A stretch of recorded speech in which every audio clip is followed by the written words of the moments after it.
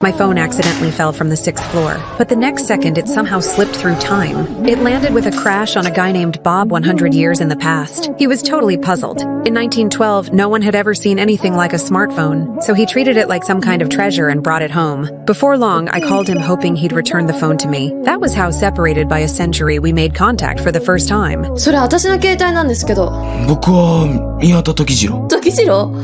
何その古い名前。僕は別段ふざけてるわけでは。Though I wasn't exactly polite, Bob still gave me his address. He said I could come by and pick it up. But when I showed up near that address the next day, I discovered that the street name Bob gave me didn't actually exist. I was furious. I figured Bob must be decided to keep the phone for himself, so I angrily dialed his number again. But during the daytime, the call wouldn't go through. Only at night did Bob finally pick up. ありもしない住所。ありもしないって。あ、わかった。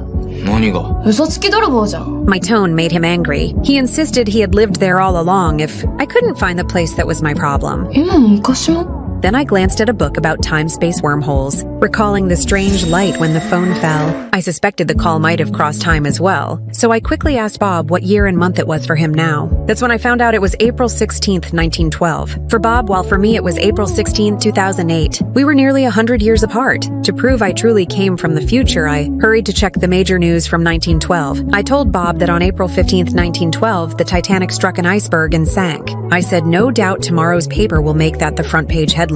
Bob snorted, literally laughed, and hung up in a hurry. But the next day, the newspaper really ran the sinking as the top news. More than 2,000 people had perished. Bob broke out in a cold sweat. That's when he finally believed I was from the future. Meanwhile, I bought a new phone and changed the old number to Bob's name. Still during the day, the phone couldn't be reached. I started thinking back to when the calls had worked. Every time it was evening under moonlight, that's when we could connect. So on a hunch, I called again that evening. To my surprise, it went through. 待ってたんだよ、君の電話。当たったんだよ、タイタニック。君、本当に100年後の人間なのか？ Though unbelievable, Bob was now curious about the future.